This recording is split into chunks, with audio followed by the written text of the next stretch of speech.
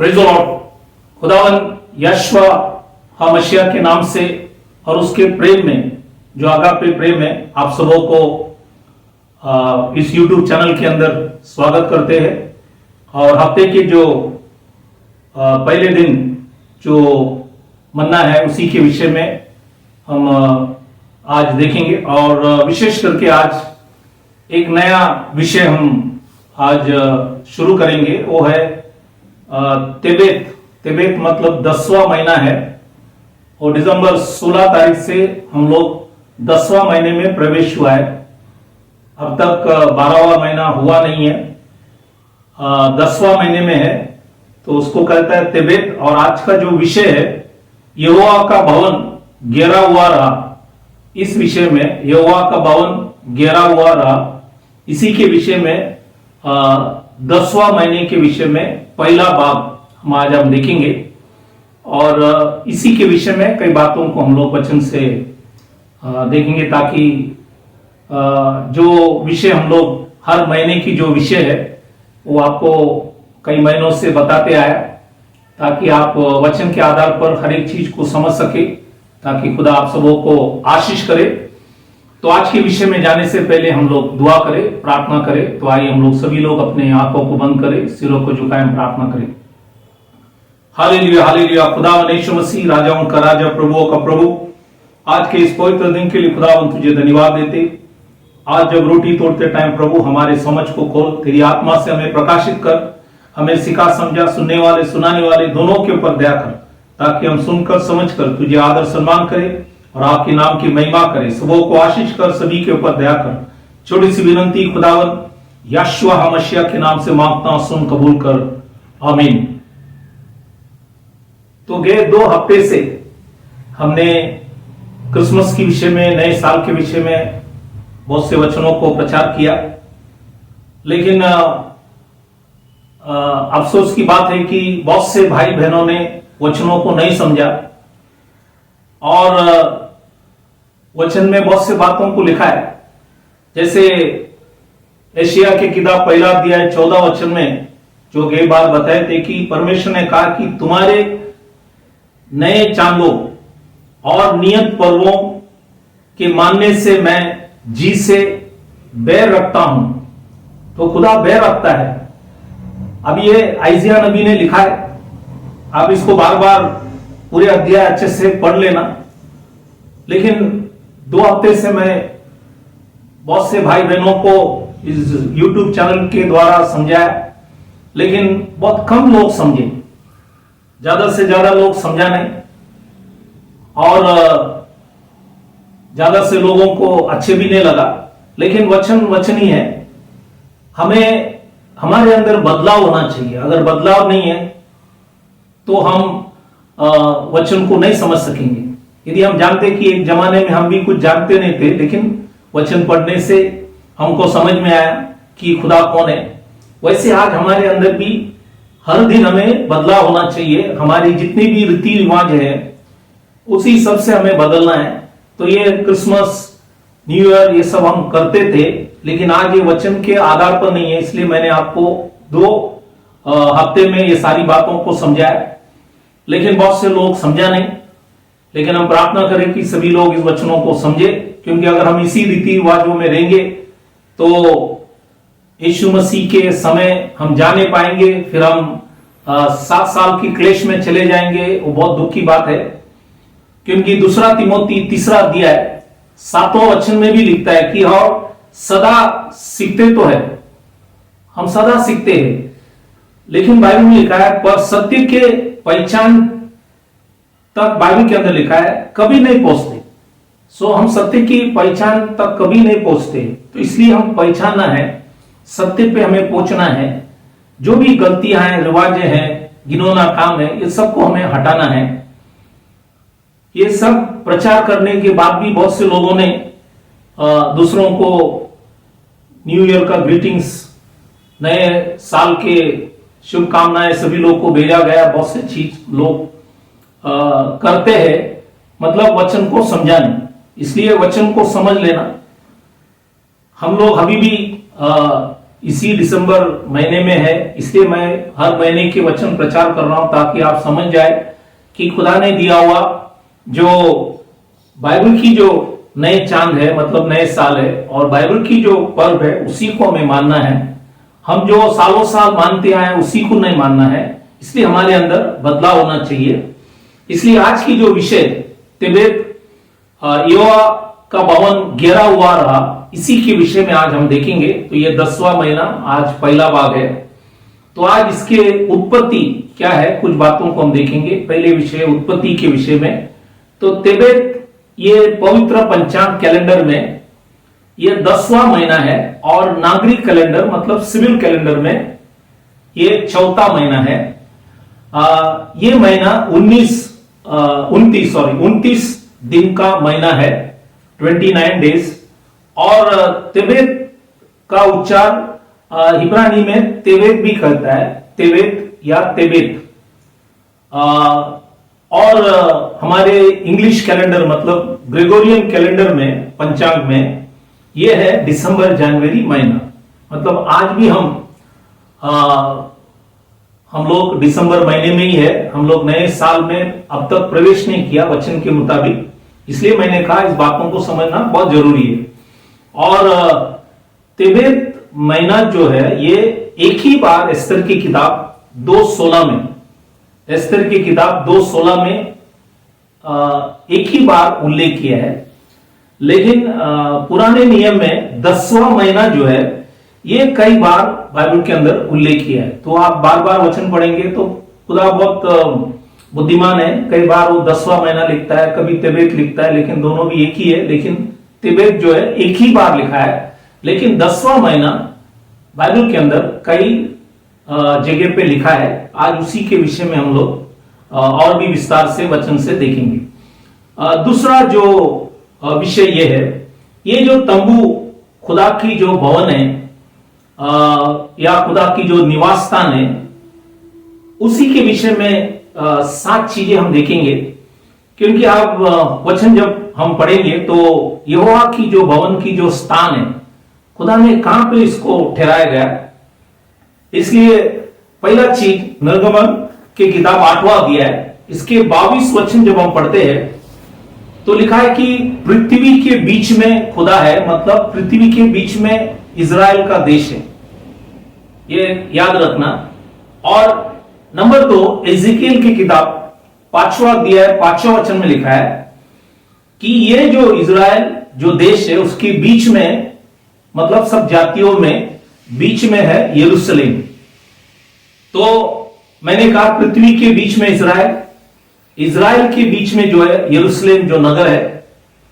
और निर्गमन इसका 25वां अध्याय 8वां वचन में लिखा है यरूशलेम के बीच में खुदा के तंबू या भवन या निवास स्थान है जो खुदा ने खड़ा किया। तो ये यरूशलेम के बीच में है। और निर्गमन इसका 26वां अध्याय, इसका 34 वचन जब हम पढ़ता है 34, इसमें लिखा है कि तंबू निवास स्थान के बीच में अति पवित्र स्थान है, that is most holy place. अति पवित्र स्थान या परम पवित्र स्थान ये तंबू के बीच में है। और यही वचन में आप आगे जब पढ़ेंगे निर्गमन इसका 26 और उसका 34 वचन में लिखा है ये अति पवित्र स्थान में या परम पवित्र स्थान के बीच में है संदूक, उसके बीच में संदूक है, आर्क। और निर्गमन 25वां अध्याय 21वें वचन में लिखा है संदूक के बीच में प्रायश्चित का ढक्कन है, that is a mercy seat, प्रायश्चित का ढक्कन। और निर्गमन 25वां अध्याय 22 वचन में लिखता है प्रायश्चित के ढक्कन के बीच में खुदा स्वयं है, क्योंकि वहां पे खुदा ने लिखा है तुझसे वार्तालाप किया करूंगा, तुझसे वार्तालाप किया जाएगा। कहां से? प्रायश्चित के ढक्कन के ऊपर, मतलब मर्सी सीट के ऊपर से। इसलिए मैंने 7 चीज यहां पे आपको बताया कि पृथ्वी के बीच में इजराइल देश है, इजराइल के बीच में यरूशलेम नगर है, यरूशलेम नगर के बीच में खुदा के भवन, खुदा के तंबू है, और तंबू निवास स्थान के बीच में अति पवित्र स्थान है, और अति पवित्र स्थान के बीच में संदूक है। संदूक के बीच में प्रायश्चित का ढक्कन है, और प्रायश्चित का ढक्कन के ऊपर खुदा स्वयं है, खुदा वहां पे निवास करता है। इसलिए 7 चीज मैंने यहां पे बताया। कहने का मतलब यह है, ये पवित्र स्थान खुदा के लिए बहुत प्यारा हुआ चीज है, और इसलिए खुदा ने कि धरती के बीच में इस देश को रखा गया, और यहां से ही सब कुछ आज हमें प्राप्त हुआ है। क्रूज भी वहां से है, छुटकारा भी हमको वहां से है। आज पाप से छुटकारा वहां से हमको प्राप्त हुआ, क्रूज से। और जितने भी हमें व्यवस्था है और नियम है, और जितने भी जो धार्मिक व्यवस्था और नियम जो है, ये भी खुदा ने आपको हमको वहां से दिया गया। और लिखता है कि आप व्यवस्था विवरण जब पढ़ेंगे, लिखा है कि बुद्धिमान और समझदार लोग इजरायली लोग हैं। इसके विश्व में सबसे बुद्धिमान लोग हैं इजरायली लोग। और आज जो भी मसीह को भी मानते हैं वो भी आज बुद्धिमान है, क्योंकि तुमने सच्चा खुदा को जान लिया है, पहचाना है। इसलिए आज बाइबल के अंदर लिखा है कि सब चीज जो है, जिसका सबका शुरुआत जो है, आपको यरूशलेम से आपको दिखेंगे। इसलिए यरूशलेम जब नाम हम पढ़ते हैं, इसके बीच में यूएसए भी है, इसलिए आज वो यूएसए देश को भी खुदा ने आशीष किया गया। और ये 7 चीज जो हमने देखे, लेकिन आज के तारीख में मत्ती के सुवर्तमान 18वां अध्याय 20 में लिखता है, क्योंकि जहां 2 या 3 मेरे नाम पर इकट्ठा होते हैं, वहां मैं उनके बीच में होता हूं। तो आज खुदा जो पृथ्वी के बीच में है, बाइबल के अंदर लिखा है, संग प्रायश्चित के ढक्कन के बीच से खुदा ने कहा कि मैं वार्तालाप करूंगा। वो खुदा आज बाइबल के अंदर लिखा है, उसके नाम से 2 या 3 बाइबल के अंदर लिखा है इकट्ठा होते, उसके बीच में वो है। मतलब जो लोग वहां पे है, उनके दिल में खुदा है। और इसलिए ये वचन को यहां पे लिखा गया। और इसी के साथ में पहले कुरिन्थियों की किताब 3:16 में भी लिखता है, क्या तुम नहीं जानते कि तुम परमेश्वर का मंदिर हो और परमेश्वर का आत्मा तुम में वास करता है। तो आज हमारे अंदर वो खुदा की आत्मा वास करता है। जो आत्मा यरूशलेम में थे, वो आज हमारे अंदर भी है। इसलिए वचन आपको बताया गया। और एक वचन जो लूका की किताब जब पढ़ता है, उसका 24वां अध्याय 47 वचन जब हम पढ़ेंगे, तो वहां पे लिखा है कि यरूशलेम से लेकर सब जातियों में मन फिराव का और पापों की क्षमा की प्रचार उसी के नाम से किया जाएगा। तो आज पापों की क्षमा और मन फिराव, ये जो संदेश है पूरे विश्व में यरूशलेम से शुरू किया है। तो सबका शुरुआत यरूशलेम से है। इसलिए आज ये जो यरूशलेम है, बहुत से लोग इस जगह को देखते हैं, जैसे ईसाई लोग भी देखते हैं, यहूदी लोग भी देखते हैं, मुसलमान भाई लोग भी, क्योंकि वहां पे एक मस्जिद भी है। तो इसलिए ये एक विश्व में माना हुआ एक जगह है यरूशलेम। और खुदा जकरिया की किताब में ये भी लिखता है, वो सत्य का नगर है। इसलिए यीशु मसीह ने कहा, मार्ग सत्य जीवन मैं हूं। तो ये मार्ग सत्य जीवन, ये धर्म नहीं है, ये एक मार्ग है। ये सारे विश्व में जितने भी लोग हैं, उनके लिए दिया हुआ एक मार्ग, सत्य और जीवन। ये धर्म नहीं है, ये सभी लोगों के लिए, चाहे आप अफ्रीका में रहो, अमेरिका में रहो, इंडिया में रहो, जहां भी रहो, सभी के लिए एक मार्ग, सत्य, जीवन यरूशलेम से निकलकर आपके हाथ में आज खुदा ने पहुंचाया। इसलिए ये जगह से, ये स्थान से खुदा प्रेम रखता है। और इसी विषय में आगे जो हम जाएंगे, गिनती की किताब 2 अध्याय पूरे जब आप पढ़ेंगे, ध्यान से इसको पढ़ लेना, उसमें 2 वचन में लिखता है, इजरायली मिलाप वाले तंबू के चारों ओर और उसके सामने अपने डेरा खड़े खड़े, मतलब 12 गोत्र जो है इजराइल के, याकूब के जो संतति था, 12 गोत्र ये 12 गोत्रों को खुदा ने बाइबल के अंदर लिखा है। मंदिर बीच में, चारों तरफ ये लोग रहते थे। अभी उसके थोड़े डिटेल्स हम यहाँ पे देखेंगे। तो गिनती की किताब 2 अध्याय 3 से 9 जब आप पढ़ेंगे तो वहां पे पूर्व में खुदा ने 3 गोत्रों को रखा गया। एक था यूदा, नंबर 2 था इसाकार और तीसरा था जबूलून। इनको पूर्व में खुदा ने, मंदिर के पूर्व में इनको रखा गया। नंबर 2 गिनती की किताब 2 10 से 16 जब आप पढ़ेंगे तो दक्षिण जगह में, साउथ दक्षिण में रूबन को, सिमियोन को और गाद को रखा गया। ये 3 दूसरा जो गोत्र है इसको यहां पे रखा गया। तीसरा जो है गिनती की किताब 2 अध्याय 18 से 24 वचन जब हम पढ़ेंगे तो लिखा है कि पश्चिम, वेस्ट में एफ्राइम, मन्नासे और बेन्यामीन, इनको 3 जो गोत्र था इनको वहां पे रखा गया।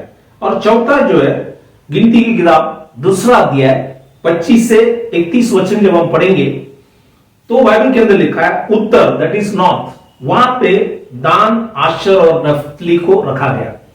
जब ये जो इंग्लिश में जब पढ़ता है ईस्ट, साउथ, वेस्ट, नॉर्थ, इसका पहला जो अक्षर आप देखेंगे तो अक्षर को आप लिखेंगे तो आपको न्यूज मिलेंगे, NEWS। उसमें चारों आ गया, नॉर्थ भी आ गया, ईस्ट भी आ गया, वेस्ट भी आया, साउथ भी आए। समझे? मतलब पूर्व, दक्षिण, पश्चिम, उत्तर, चारों भी आपको दिखेंगे। तो ये गुड न्यूज जो है, ये जो अच्छे जो खबर, ये बाइबल के अंदर लिखा है, यहां से निकला, मंदिर से निकला, क्योंकि खुदा वहां पे वास करता है। इसलिए कि आज हमको गुड न्यूज वहां से हमको मिला है। इसीलिए हम खुदा को धन्यवाद करें कि ये जो सत्य खुदा ने हर विश्व में जितने भी राष्ट्र है, सब जगह पे ये सच्चाई को खुदा ने अलग अलग लोगों के द्वारा पहुंचाया गया। आगे कुछ वचन इस मंदिर के विषय में और भी हम कुछ वचन पढ़ेंगे। जैसे लेवियों की किताब उसके 26वां अध्याय 11 वचन जब वो पढ़ता है तो लिखता है, और मैं तुम्हारे बीच अपना निवास स्थान बनाया रखूंगा और मेरा जी तुमसे घृणा नहीं करेगा। तो तुम्हारे बीच में निवास स्थान बनाएगा, खुदा ने लिखा। और इसीलिए बीच में मंदिर, चारों तरफ से आप देखेंगे खुदा के लोग निवास। इसलिए आज विश्व में किधर भी आप जाएंगे, चाहे मंदिर हो, मस्जिद हो, ईसाई लोगों के चर्च हो, तो उसके आजू बाजू में आप जहां भी ये पवित्र स्थान होता है तो उसके चारों बाजू में आप देखेंगे लोग वहां पे रहते हैं, क्योंकि उनको आसान होता है कि मंदिर में जाने के लिए। और इसलिए खुदा ने ये वचन यहाँ पे लिखा रखा है। और निर्गमन इसका 25वां अध्याय 8वां वचन लिखता है, और वे मेरे लिए एक पवित्र स्थान बनाए कि मैं उनके बीच में निवास करूं। तो खुदा को बहुत इच्छा था कि ये पवित्र भवन में मैं निवास करूं, इसलिए वचन लिखा गया। और दूसरा इतिहास इसका 2 अध्याय 9वां वचन में जब सुलेमान राजा ने उस मंदिर को बनाया तो सुलेमान राजा लिखता है, क्योंकि जो भवन मैं बनाना चाहता हूं वह बड़ा और अचंभे की योग्य होगा। तो ये वंडरफुल, मतलब अचंभे की, बड़ा और अचंभे के होगा, क्योंकि ऐसा मंदिर विश्व में आज तक कोई बनाया नहीं और ना कोई बनाएंगे। क्योंकि ये जो मंदिर का आर्किटेक्ट, इंजीनियर, ये सब खुदावन स्वयं यीशु मसीह थे। इसलिए ये एक पवित्र अद्भुत मंदिर खुदा ने बनाया। इसलिए और एक वचन लिखता है कि दूसरा इतिहास 6वां अध्याय 6वां वचन लिखता है, परंतु मैंने यरूशलेम को इसलिए चुना है कि मेरा नाम वहां हो। तो यरूशलेम में खुदा के नाम था, इसलिए उन्होंने चुना। इसलिए हमने देखा कि आज 1967 में इजरायली लोगों को खुदा ने यरूशलेम वापस दिया गया। ये सब खुदा ने किया हुआ काम है। इसलिए इस बातों को आप अच्छे से समझना कि परमेश्वर का पवित्र स्थान वहां पे है। इसलिए और एक वचन लेवियों की किताब इसका 26वां अध्याय 2 वचन लिखता है, मेरे पवित्र स्थान का भय मानना, मैं यहोवा हूं। तो पवित्र स्थान का भय मानने के लिए खुदा ने कहा। इसलिए ये जो पवित्र स्थान जो विश्व में खुदा ने इस पूरे धरती के बीच में रखा गया, और इसलिए ताकि वहां से हमें सत्य प्राप्त हो सके, इसलिए खुदा ने ये वचन को लिखा गया। अब हम तीसरा विषय में जाएंगे। ये बाइबल हम जब पढ़ते हैं इसमें खुदा ने आशीष और शाप, ये तीसरा जो विषय है इस मेन विषय के अंदर, ये तीसरा है आशीष और शाप। इसी के विषय में भी खुदा ने बहुत से वचनों को लिखे रखा है। यहां पे हम लोग कई वचनों को देखेंगे। जैसे पहले लेवियों की किताब 23वां अध्याय, लेवियों की किताब 26वां अध्याय, इसका तीसरा वचन से 13 वचन जब हम पढ़ते हैं तो वहां पे आशीष के विषय में लिखा है। खुदा ने कहा, यदि तुम मेरी विधियों पर चलो और मेरी आज्ञाओं को मानकर उनका पालन करो, तो खुदा ने लिखा है कि हमें चलना है, हमें मानना है और हमें पालन भी करना है। Walk, keep and do. अगर हम मानेंगे, बाइबल के अंदर लिखा है, हम चलेंगे, मानेंगे और पालन करेंगे, तो खुदा ने लिखा है जितनी भी आशीष यहां पे लिखा है, ये सब आशीष मैं तुम पर ले आऊंगा। लेकिन यही लेवियों की किताब 26वां अध्याय 14 से 39 वचन जब हम पढ़ेंगे 39, तब खुदा ने शाप के विषय में भी लिखा है और कहा कि अगर नहीं सुनेंगे तो ये सब शाप तुम्हारे ऊपर आएंगे। ये लेवियों की किताब में लिखा गया। अब आगे हम बढ़ेंगे तो व्यवस्था विवरण, इसका 28वां अध्याय 1 से 14 वचन जब पढ़ते हैं तो यहां पे भी खुदा ने आशीष के विषय में लिखा है और लिखा है कि अगर चित्त लगाकर उसकी सुने, तो हमें जब वचन सुनता है बहुत दिल से सुनना है, समझ के लेना है।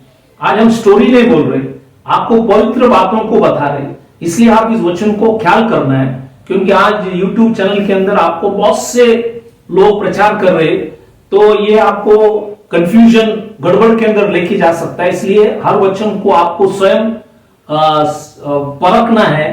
हर वचन को, जैसे वचन के अंदर कई बार पौल भी प्रचार किए, लोगों ने जाके लिखा है कि बरिया की जो गांव के लोग थे, उन्होंने जाके ढूंढा कि जो पौल प्रचार किया सही है क्या गलत है। ये आज हमें भी परखना है। इसलिए यहां पे शाप भी लिखा गया, आशीष भी लिखा गया, और व्यवस्था विवरण इसके 28वां अध्याय 15 वचन में लिखा है। 15 से हम 68 जब पढ़ेंगे तो शाप के विषय में लिखा गया। लिखा है कि यदि इस बात को, जो भी खुदा ने कहा, उसकी बातें या उसकी आवाज ना सुने तो ये सब शाप, उसमें विशेष करके बहुत से बीमारी के विषय में लिखा है। उसमें 21 बीमारियां हैं, आप ढूंढ सकेंगे तो उसमें ये सारी बीमारियां जो एक तरफ के शाप है, खुदा ने कहा कि मैं तुम्हारे ऊपर ले आऊंगा, लेकिन विश्वास करेंगे तो खुदा ने कहा कि मैं तुम्हें चंगाई भी करूंगा। लेकिन एक विशेष वचन, जैसे लेवियों की किताब 26वां अध्याय 25 वचन जब पढ़ता है, शाप के विषय में जब लिखा गया, उसमें एक वचन जो 25वां वचन है, उसमें लिखता है कि और तुम अपने शत्रु के वश में सौंप दिया जाओगे। बाइबल में लिखा है सौंप दिया जाओगे, तो बाइबल के अंदर लिखा है शत्रुओं की वश। अब ये वर्ड शत्रु मतलब कौन था? ये पहले ही खुदा के दास मूसा ने भविष्यवाणी की। ये शत्रु मतलब है, नाम में लिखा है, ये नबूकदनेस्सर राजा के विषय में लिखा गया। वैसे ही व्यवस्था विवरण 28वां अध्याय उसका 49 वचन भी पढ़ेंगे तो लिखा है एक जाति को चढ़ा ले आएगा। तो ये जाति कौन है? ये जाति है नबूकदनेस्सर के बारे में, बेबीलोन के राजा के विषय में लिखा गया कि ये दोनों वचन में एक जगह पे लिखा है शत्रु, दूसरा जगह पे लिखा है कि जाति। ये है नबूकदनेस्सर के विषय में खुदा ने मूसा के द्वारा पहले भविष्यवाणी किया गया, अगर तुम मेरी बातों को नहीं सुनेंगे तो ये सब शाप तुम्हारे ऊपर आएंगे। और एक विशेष वचन जो है व्यवस्था विवरण इसके 30वां अध्याय 19 और 20 वचन जब हम पढ़ते तो वहां पे खुदा ने लिखा गया, मैं आज आकाश और पृथ्वी दोनों को तुम्हारे सामने इस बात की साक्षी बनाता हूं। खुदा ने कहा मैं दोनों को भी साक्षी बनाता हूं कि मैंने जीवन और मरण, दोनों चीज, जीवन और मरण आशीष और शाप को तुम्हारे आगे रखा है। तो आज खुदा जो आपको आजादी दी है वो आपके सामने लिखा है कि मरण भी रखा है, जीवन भी रखा है, आशीष भी रखा है, शाप भी रखा है। चुनने का काम आपका है। फिर लिखता है इसलिए तुम बाइबल के अंदर लिखा है तू जीवन ही को अपना ले, जीवन को ही अपना ले। कि क्यों? क्योंकि लिखता है कि तू और तेरा वंश दोनों जीवित रहे। तो अगर हमें जीवित रहना है तो खुदा ने कहा कि जीवन को अपना ले। फिर लिखता है इसलिए अपने परमेश्वर यहोवा से प्रेम करो और उसकी बातें मानो और उससे, बाइबल के अंदर लिखा है, लिपटे रहो, क्योंकि तेरा जीवन और दीर्घ जीवन यही है। तो लॉन्ग लाइफ और तुम्हारा जीवन की आज दिया हुआ समय 70 साल अगर खुदा ने कहा तो वो यदि ये नियम से चलेंगे 100% तुमको चलाएंगे। लेकिन अगर हम पाप करेंगे, अपराध करते रहेंगे तो हमारी आयु कम होते रहता है। इसलिए इस बात को हमको जानना बहुत जरूरी है। हम खुदा के नियम को मानकर चलना बहुत जरूरी है। जो भी वचन इसलिए प्रचार कर रहे कि यीशु मसीह आते टाइम हम अपने आप को तैयारी करें, इसलिए ये सारी बातों को आपको बताए जाते। तो इसमें हम चौथा विषय देखेंगे, वो है भविष्यवक्ताओं के द्वारा भवन या तंबू के विनाश के बारे में भविष्यवाणी किया गया। और इसमें पहला मंदिर, दूसरा मंदिर और तीसरा मंदिर, दो मंदिर के विषय में भविष्यवाणी किया गया। और आने वाले मंदिर के विषय में भी भविष्यवाणी है। तो ये वचनों को हम देखेंगे। पहला चीज ये कि व्यवस्था विवरण, इसका 28वां अध्याय 49 वचन जो हमने बार बार पढ़ा है, इसमें मूसा ने कहा कि एक जाति को चढ़ा ले आएगा। तो ये जाति है नबूकदनेस्सर राजा के विषय में लिखा गया। तो ये वो आएंगे, मंदिर को घेरेंगे, उसके बाद उसको जलाएंगे, ये सारी बातों को उन्होंने लिखा गया। तो ये मूसा एक नबी था, उन्होंने भविष्यवाणी किए थे। नंबर 2, दूसरा राजा इसका 24वां अध्याय दूसरा वचन में यिर्मयाह नबी भी भविष्यवाणी करता है। लिखा है कि यहूदा का नष्ट करने के लिए दल भेजेगा। तो ये भी लिखा गया, ये दूसरा नबी। और तीसरा जो है एजिकियल 24वां अध्याय, इसका दूसरा वचन जब पढ़ता है तो एजिकियल नबी भी ने कहा यरूशलेम को घेरा है, उसी के विषय में लिखा गया। तो ये तीन दास ने पहले मंदिर के विषय में भविष्यवाणी किए थे, मूसा, यिर्मयाह और एजिकियल। मैंने तीनों वचन आपको बताया। अब दूसरा मंदिर के विषय में लूका की जो किताब है, ये 21वां अध्याय उसका 20वां वचन में खुदावन स्वयं मसीह ने, यीशु मसीह ने कहा था कि यरूशलेम को सेनाओं से घेरा हुआ लिखा है कि देखो। तो एक दिन वो देखेंगे, खुदावन यीशु मसीह बोलकर चले गए। और उसके बाद वो मंदिर रोम साम्राज्य ने आकर टाइटस राजा के द्वारा उसको गिराया गया। इसी के भविष्यवाणी खुदावन यीशु मसीह ने किए थे। ये है दूसरा मंदिर के विषय में आपको कहा। अब तीसरा मंदिर इजरायली लोग अभी बनाएंगे, लेकिन वो बनाने के बाद वो भी गिरेंगे।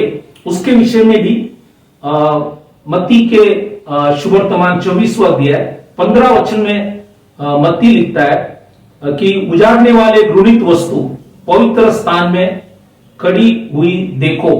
तो ये भी होंगे, ये हुआ नहीं लेकिन आने वाले दिनों में होंगे। और परमेश्वर की दास पौलुस, इन्होंने दूसरा थिस्सलुनीकियों की किताब उसका दूसरा अध्याय 4वां वचन में लिखा है कि परमेश्वर के मंदिर में बैठकर अपने आप को ईश्वर ठहराते हैं। तो ये क्रिस्ती विरोधी अपने आप को ईश्वर ठहराएंगे, ये परमेश्वर के दास पौलुस ने लिखा गया।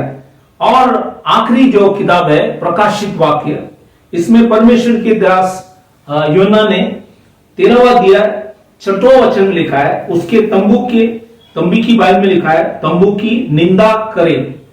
तो ये तंबू मतलब परमेश्वर के पवित्र स्थान मंदिर, उसको जो नबूकदनेस्सर ने किया गया, जो एंटियोकस एपिफेनिस ने किया गया, उसी को वापस रिपीट भविष्य में ऐसे ही किया जाएंगे। तो ये 7 परमेश्वर की दासों ने पहले मंदिर के बारे में, दूसरा मंदिर के बारे में और आने वाले तीसरा मंदिर के विषय में भविष्यवाणी किया हुआ मैंने आपको वचन से बताया। इसलिए मूसा था, यिर्मयाह थे, हिजकिय्याह थे, मत्ती थे, खुदावंद यीशु मसीह स्वयं और परमेश्वर के दास पौलुस और योना, तो ये सभी लोगों ने भविष्यवाणी किए थे। और ये भवन, अभी हम 5वां विषय में जाएंगे। 5वां विषय ये है, भवन की विनाश का कारण क्या है, ये भवन गिरने का कारण क्या है। यहां पे 5 चीज है जो मैं आपको वचन से बताना चाहता हूं। पहला चीज, दूसरा इतिहास की किताब, इसका 36वां अध्याय 14 वचन में लिखता है, अन्य जातियों की सी घिनौना काम। तो अन्य जातियों की काम ये इजरायली लोग करते थे, ये था पहला कारण। दूसरा जो था वही 14 वचन में, यहोवा के भवन को अशुद्ध कर डाले। लिखा है कि भवन को क्या किया, इजरायली लोगों ने अशुद्ध किया, यह दूसरा कारण था। तीसरा कारण वही 36, दूसरा इतिहास 36 इसका 16 में 3 चीज लिखा है, परमेश्वर के दूतों को तत्वों में उड़ाते, नकल टिंगल करना, तत्वों में उड़ाते। फिर लिखता है उसकी वचनों को तुच्छ जानते। फिर लिखा है उसके नबियों की हंसी करते थे। तो बाइबल के अंदर लिखा है, आज भी यही चीज आपको दिखेंगे कि परमेश्वर के जो मंदिर है उसके अंदर बहुत से लोग घिनौना काम, आज बहुत से चर्चेस के अंदर भी कई जगह पे आप देखेंगे कि हार्वेस्ट फेस्टिवल चलते हैं, जो चीज नहीं होना है वो सब चीज वहां पे करते हैं, कोई प्रोग्राम्स करते हैं। खुदा ने कहा कि भवन इसलिए दिया गया कि तुम खुदा के नाम को प्रचार करे, लोगों को सिखाए। जैसे वचन में बार बार खुदा ने स्वयं परमेश्वर की दास पत्रोस से भी कहा कि मेरे भेड़ और मेरे मेमना को चराओ। एक बार मेमना को, 2 बार भेड़ों को चराओ, ताकि भेड़ विश्वास के अंदर पक्के हो, ताकि सारा आदर सम्मान खुदा को मिले। लेकिन जुना करार में ये सब मंदिर में घिनौना काम किए, मंदिर को अशुद्ध किया, और जितने भी दासों ने प्रचार किया उनकी हंसी मजाक, तट्टे में उनको उड़ाना, खुदा के वचन को तुच्छ जानना। और बाइबल के अंदर लिखा है, उनकी बाइबल के अंदर लिखा है, नबियों की हंसी करते थे। तो ये आज भी है, तो इसलिए इस बातों को ख्याल करना। ये है मैंने 5वां चीज आपको, विषय आपको बताया। अब हम 6वां विषय में जाएंगे, ये मेन विषय के अंदर। अब हम देखेंगे तंबू भवन जो है घेर लिया है। ये है तिब्बत में, मतलब 10वां महीने में मुख्य जो चीज था कि परमेश्वर की तंबू या भवन, इसको घेर लिया गया। ये 2 नबी है, यिर्मयाह और हिजकिय्याह, इनको मेजर प्रॉफिट कहा गया, मतलब ये बड़े नबी लोग थे, ये प्रमुख थे। इनके द्वारा बाइबल के अंदर लिखा है, पहले मंदिर जो है उस मंदिर की गिरने के विषय में शास्त्र में लिखा है। और वचन इस प्रकार है कि पहला जो वचन है, दूसरा राजा 25वां अध्याय पहला वचन में, मैंने बार बार बताया राजा की जो किताब है ये लिखने वाला यिर्मयाह नबी है, इसलिए यहां पे दूसरा राजा 25वां अध्याय पहला वचन में ये भवन की घेर लिया जाएंगे, इसके विषय में लिखा गया। दूसरा यिर्मयाह की किताब, इसके 39वां अध्याय पहला वचन में भी लिखा है, ये दूसरा वचन। तीसरा वचन यिर्मयाह की किताब 52, इसका 4था वचन में भी लिखा गया। और चौथा जो है एजिकियल की किताब 24वां अध्याय पहला और दूसरा वचन में भी बाइबल के अंदर ये भवन घेर लिया जाएंगे, इसके विषय में लिखा गया। और ये वचन जब आप पढ़ेंगे वहां पे 10वां महीना और 10वां दिन भी उल्लेख किया गया है। और जैसे मैंने बार बार कहा, याद रखो कि राजा की किताब यिर्मयाह नबी ने लिखा है, इसलिए ये भवन बाइबल के अंदर लिखा है, ये भवन घेरा जाएंगे, इसी के विषय में लिखा गया। और भी कुछ बात लिखता है कि ये जो घेर लेना, मतलब ये इंग्लिश में बिसीज, इसका मतलब है घेरना, इब्रानी भाषा में मत्सूर। मत्सूर का मतलब है घेरना या किला या कोटला, इसका मतलब है। और यूनानी भाषा में जो है इसको इंग्लिश में है कंपास, इसका मतलब है पेरिकुक्लो। पेरिकुक्लो का मतलब ही वही है, घेरना। और इजरायली लोग 10वें महीने में उपवास करते थे। जैसा आप जकरिया की किताब 8वां अध्याय 19 वचन जब पढ़ेंगे, ये 70 वर्ष जब बंधुआई में बैठे थे, तो ये इजरायली लोग इस 10वां महीने के 10वां दिन में उपवास करते थे। क्यों करते थे? क्योंकि उस दिन था जब तंबू घेर लिया गया। घेर लिया करके वो दुख होकर वो लोग, इजरायली लोग बैठकर उपवास प्रार्थना करते थे। बाइबल के अंदर लिखा है ये भवन की विषय में, पहली जो भवन है, यहां पे ये जो वचन के अंदर पहली बार गिरने के विषय में लिखा गया, दूसरी बार भी लिखा गया गिरने के विषय में, और तीसरा बार जो भविष्य में होगा उसके विषय में भी लिखा गया। पहली बार जब आप दूसरा राजा 25वां अध्याय पहला वचन जब पढ़ता है, तो यहां पे देखेंगे कि बाबुल की जो राजा था नबूकदनेस्सर, इनके शासन के समय या राज जब वो करते थे, उस टाइम ये मंदिर को क्या किया, परमेश्वर के पवित्र भवन को घेर लिया। दूसरी बार नए करार में जब हम पढ़ते हैं, तो लूका की किताब 19वां अध्याय 47 वचन जब हम पढ़ते हैं, वहां पे बाइबल के अंदर लिखा है कि ये रोमियो की जो साम्राज्य थे, उसके अंदर जो टाइटस महाराजा था, उसके समय में ये मंदिर को बाइबल के अंदर लिखा है घेर लिया गया। ये दूसरा बार वचन में उल्लेख किया। तीसरा बार जो है भविष्य में जो क्लेश के समय, क्लेश शुरू होने से समय, तब इजरायली लोग ये भवन को निर्माण करेंगे, वापस बनाएंगे। ये प्रकाशित वाक्य 11वां अध्याय पहला वचन में लिखा है कि तीसरा मंदिर भी बनाएंगे। और जब बनाने के बाद जकरिया 14वां अध्याय दूसरा वचन में लिखता है, सब जातियां यरूशलेम के विरुद्ध खड़ा होगा। एक ही राष्ट्र के ऊपर खड़ा होगा, वो है यरूशलेम के विरुद्ध खड़ा होगा। और ये क्रिस्ती विरोधी, बाइबल के अंदर लिखा है, तंबू का भी निंदा करेगा। ये प्रकाशित वाक्य 13वां अध्याय इसका 6वां वचन में भी लिखा गया। तो इसलिए ये सारी बातों को आपको बताया गया। तो एक वचन आपको याद दिलाना चाहता हूं, ये है सबो उपदेशक पहला अध्याय, इसका 9 और 10 वचन जब आप पढ़ता है, तो खुदा लिखता है जो कुछ हुआ है वह वही फिर होगा। जो कुछ हुआ है वही फिर होगा, और जो कुछ बन चुका है वही फिर बनाया जाएगा। और सूर्य के नीचे कोई बात नई नहीं है।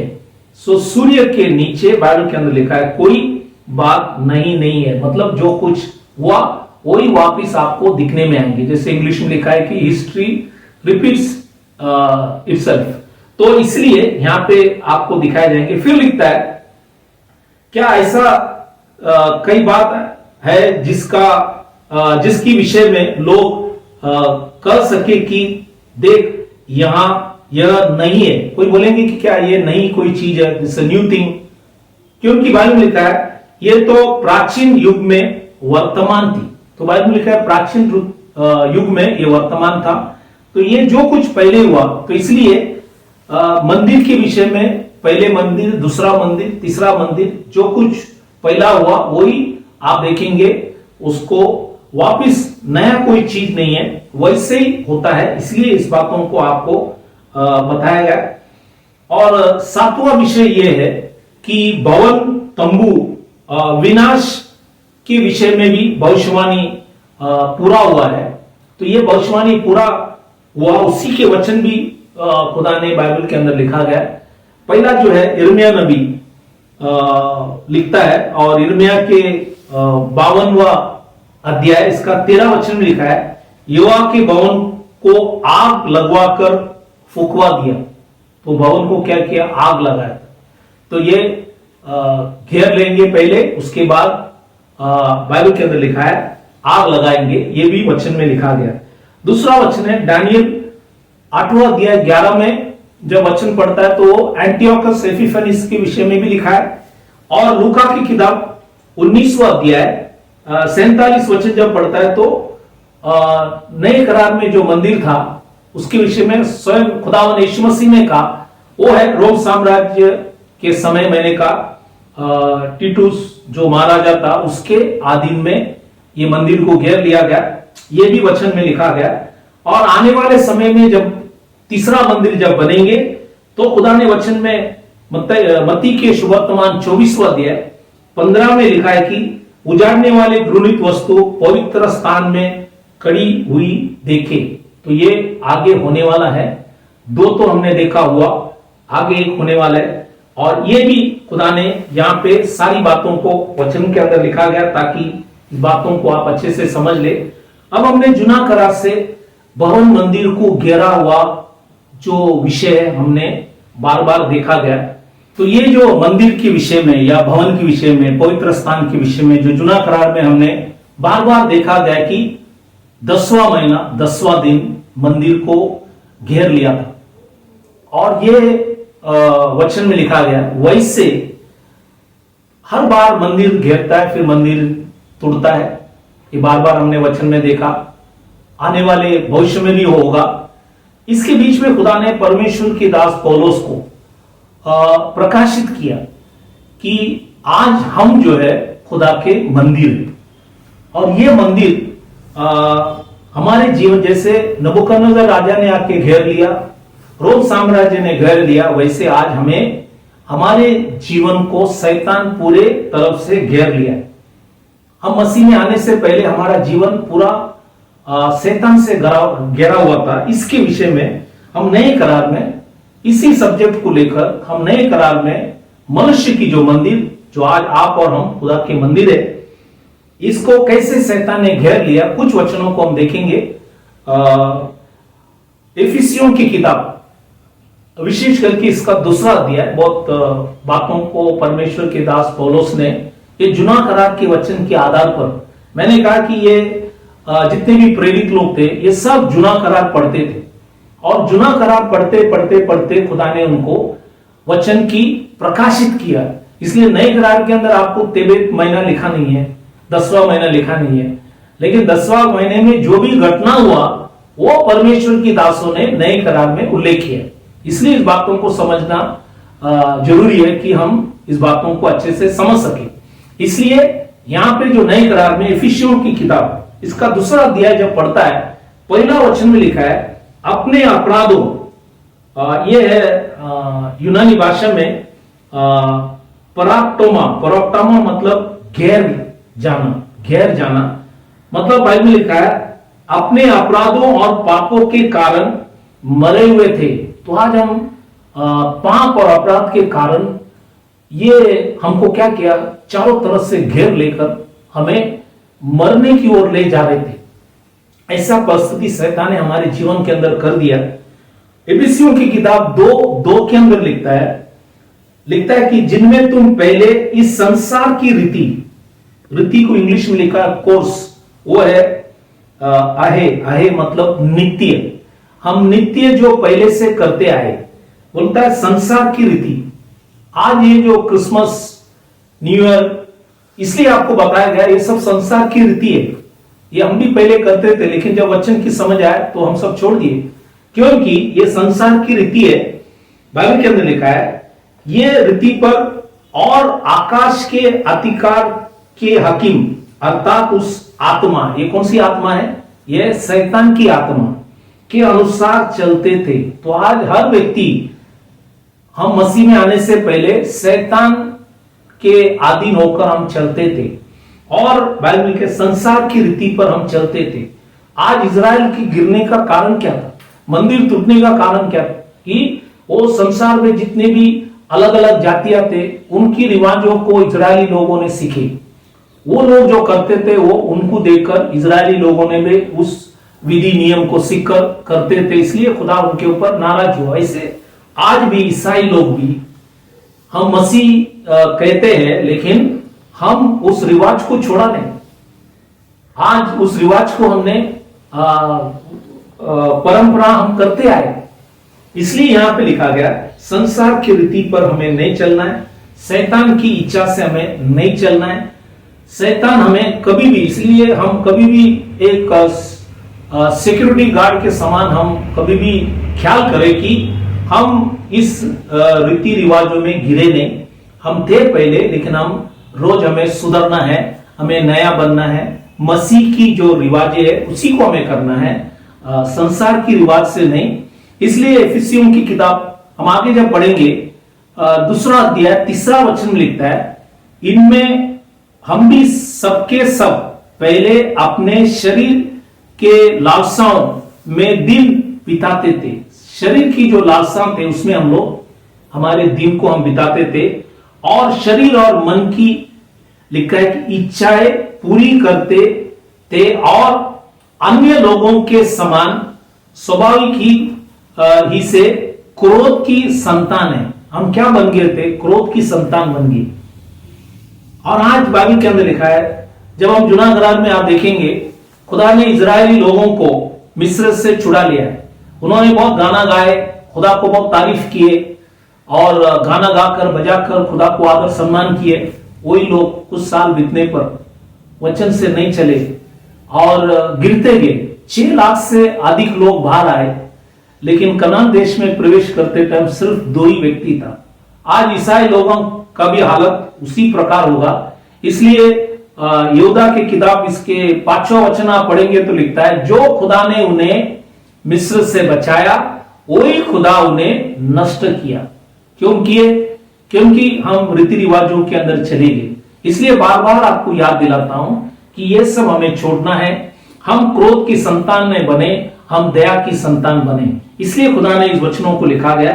इफिसियों की किताब के अंदर 2 अध्याय 11 और 12 वचन भी जब आप पढ़ेंगे तो वहां पे खुदा ने लिखा गया कि हम शारीरिक रीति से अन्य जाति हो, और जो लोग शरीर में, बाइबल के अंदर लिखा है, शरीर की कामों को हम करते थे। और लिखा है कि हम मसीह से अलग, हम मसीह से अलग और इज़राइल की प्रजा के पद से अलग। और लिखा है कि प्रतिज्ञा की वाचा की भागी न थे, और बाइबल में लिखा है आशाहीन, और जगत में ईश्वर रहित थे। तो आज बाइबल के अंदर लिखा, देखो ये सारी बातों को परमेश्वर के दास पौलुस ने एपीसी मंडली, क्योंकि एपीसी मंडली जो था, एपीसी में जितने भी लोग आए थे सब मूर्ति पूजक थे, अन्य जाति थे। इसलिए पौल इनको बार बार सिखा रहे, समझा रहे, तुमने जो पहले किया हुआ सब रिवाज रीतियां हैं, तुम्हारी जो नया चांद है, तुम्हारी जो पर्व है, इसको सब तुम्हें छोड़ना है। और ये सब चीज बाइबल के अंदर लिखा है जब तुम मसीह से अलग थे। और बाइबल के अंदर लिखा है, और बाइबल के अंदर लिखा है प्रतिज्ञा की जो वाचाओं से बाइबल में लिखा है भागी न थे, और आशाएं, नो होप। और लिखता है कि ईश्वर रहित थे, विदाउट गॉड। ऐसे जीवन हमारे थे पहले, क्योंकि शैतान ने पूरे हमको क्या किया? घेर लिए थे।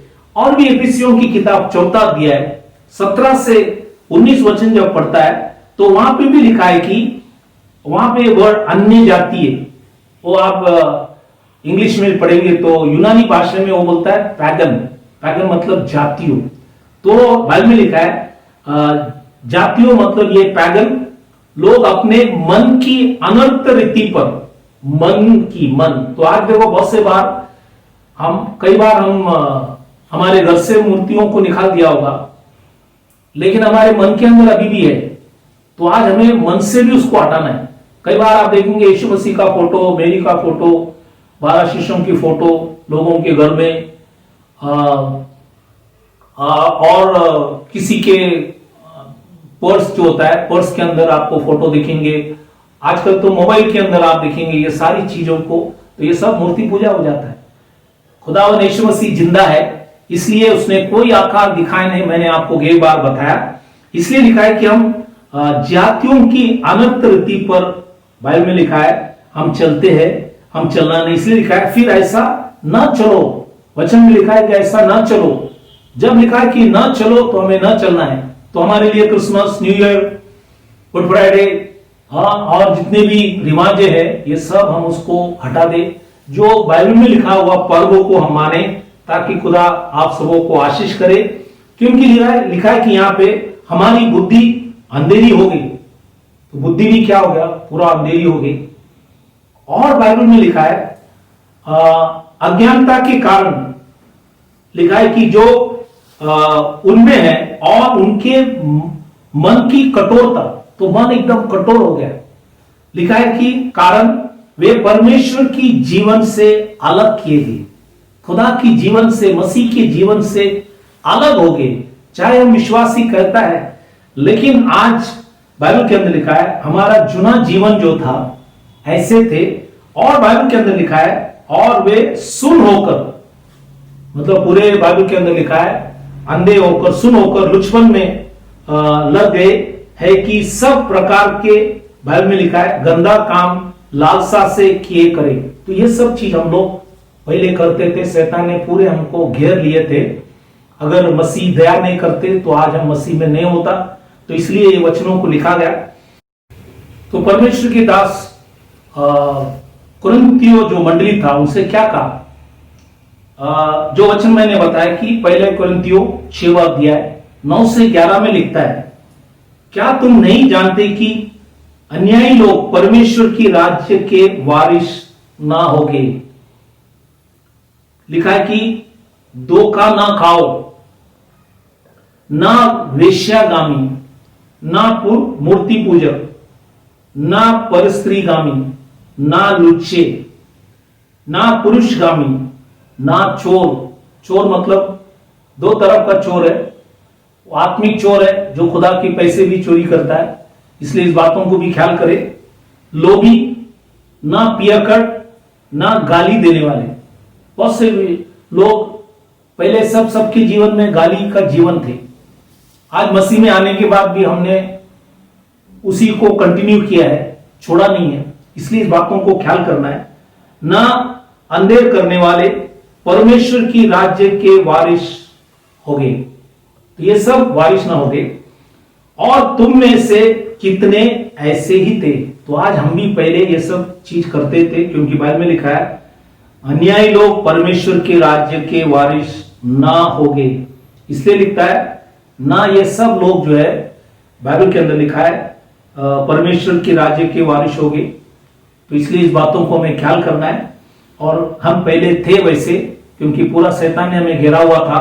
इसलिए आज हमें ये सारी बातों को छोड़कर जो उसके दृष्टि में योग्य है वही करे। परमेश्वर की दास तीतुस की किताब, इसके 3 अध्याय 3 वचन में भी लिखा है, हम तो पहले बाइबल में लिखा है निर्बुद्धि थे, बाइबल में लिखा है आज्ञा ना मानने वाले थे, भ्रम में पड़े थे, और लिखा है विभिन्न प्रकार के, तो ये अभिलाषाओं और सुख विलास के दासत्व के आदि में हम लोग थे। और लिखा है कि भेदभाव और दाह, और लिखता है कि ये सब व्यर्थ काम, घृणित काम और एक दूसरे से बैर रखना, ये सब चीज हम लोग पहले करते आए। शैतान ने पूरे हमको घेर लिए थे। इसी विषय में हम लोग अगले भाग, जब दूसरा भाग में हम जाएंगे, तो आपको और भी विस्तार से शैतान ने कैसे मनुष्य को, ये मंदिर को कैसे घेर कर नाश की ओर ले जा रहे थे, तब खुदा ने हमारे ऊपर दया कर हमें ये सत्य की ओर ले आया। इसलिए इस बातों को समझना जरूरी है। तो इसलिए जब तक हम जुना करार नहीं समझेंगे, नए करार खुलेंगे नहीं। इसलिए मैंने कहा जुना करार की जो मंदिर खुदा ने पहले घेरा हुआ, उसके बाद मंदिर को नाश किया, वैसे आज भी पहले शैतान आकर मनुष्य को घेरता है, उसके बाद उसको नाश करता है। ये जुना करार में लिखा हुआ चीज परमेश्वर के दास पौलुस, पत्रोस, ये सभी लोगों ने इस विषय के अंदर, और बाकी जितने भी परमेश्वर के दास थे नए करार के अंदर, इन्होंने सब उल्लेख किया। इसलिए बिना जुना करार से नया करार समझना बहुत मुश्किल है। इसलिए कभी भी जुना करार से नया करार खुल जाता है और हमारी समझ पूरे खुलता है। इसलिए जुना करार के आधार पर, जैसे मैंने बार बार कहा, ये सब जितने भी परमेश्वर की प्रेरित लोग थे, सभी लोग जुना करार पढ़ते थे। आज हम खुश होना चाहिए कि आज हमारे हाथ में जुना करार भी है, नए करार भी है। इसलिए दोनों को लेकर हमें जब प्रचार करेंगे तो वचन एकदम साफ साफ हम समझ सकते हैं, ताकि खुदा को हम आदर सम्मान करें। इसलिए यहाँ पे मैं ये पहला जो भाग है यहाँ पे आज समाप्त करता हूं। अगली बार हम तिब्बत यही विषय भवन की घेरा हुआ रहा है, इसके विषय में हम दूसरा भाग अगले बार देखेंगे। इसलिए आज जब वचन सुनते टाइम आप सभी से विनती है, हम सुधरना है। अगर हम सुधरेंगे तो ये आशीष है, लेकिन अगर हम परंपराएं जो करते आए अगर उसको करते रहेंगे तो हमारी आशीष हमसे लंबा हुआ। हम सीखते रहेंगे, कभी हम बाइबल के अंदर लिखा है सत्य की जो पहचान या वहां तक हम पहुंचेंगे नहीं। इसलिए हम वैसे ना करें। इसलिए वचन को अच्छे से पढ़िए और वचन को ध्यान से समझ ले, और जो भी गलतियां हैं उसको हम सुधारें, ताकि खुदा आपके जीवन के अंदर आशीष करे, आशीर्वाद करे। इसलिए हम विदा करने से पहले आइए हम लोग सभी के लिए हम दुआ करें, प्रार्थना करें, ताकि खुदा यदि कोई बीमार, तकलीफ, परेशानी, संकट, मुसीबत में खुदा उन्हें आशीष करे, आशीर्वाद करे। तो आइए हम अपने सिरों को झुकाए, आंखों को बंद करें, हम प्रार्थना करें। Hallelujah, hallelujah. खुदावन यीशु मसीह, राजाओं का राजा, प्रभुओं का प्रभु, इस पवित्र वचन के लिए खुदावन धन्यवाद करते। आज जो भवन जुना करार से देखा गया कि उस भवन को घेरा गया, उसके बाद भवन को जलाया गया, वैसे आज हमारे जीवन भी वैसे थे खुदा, लेकिन आपने हमारे ऊपर दया कर हमें छुड़ाकर यहाँ तक पहुंचाया। इसलिए खुदावन तुझे धन्यवाद देते। जितने भी भाई बहन वचन सुने, उनके जीवन के अंदर परिवर्तन लिया, ताकि सभी लोग सुधरे, जो आपकी दृष्टि में योग्य है वो करे, ताकि आपके नाम को महिमा, स्तुति, आराधना कर सके। खुदावन जो भी भाई बहन बीमार, तकलीफ, परेशानी, संकट, मुसीबत, अलग अलग समस्या के अंदर फंसे हैं, शैतान की लौट चाल के अंदर फंसे, हम प्रार्थना करें खुदावन, आपने कहा फटके से हर एक को तो चंगाई दे, और आपने कहा लहू से, लॉर्ड गॉड ऑलमाइटी, आपके लहू से सभी के अपराधों को क्षमा कर सबों को लॉर्ड आप चंगा दे, क्योंकि आप यावे याशुआ राफा है, चंगा करने वाला खुदा है। सबों के ऊपर दया कर, अनुग्रह कर, सबों को शांति, समाधान और आपके योग्य रीति में सबों को चला, ताकि आपके नाम की महिमा, स्तुति, आराधना कर सके लोग। आपने हमारी विनती, प्रार्थना सुना, धन्यवाद कर छोटी सी विनती खुदावन यीशु मसीह के नाम से मांगता हूं, सुन कबूल कर, आमीन। तो फिर एक बार आप सबों को धन्यवाद करता हूं कि आपने इस वचनों को सुना तो बहुत अच्छे, लेकिन पालन भी करना बहुत जरूरी है। इसलिए जो भी गलतियां हैं हम सुधार के लिए, ताकि खुदा आप सबों को आशीष करे। जब तक हम फिर नहीं मिलते तब तक खुदा आप सबों को आशीष करे। God bless you. Thank you very much.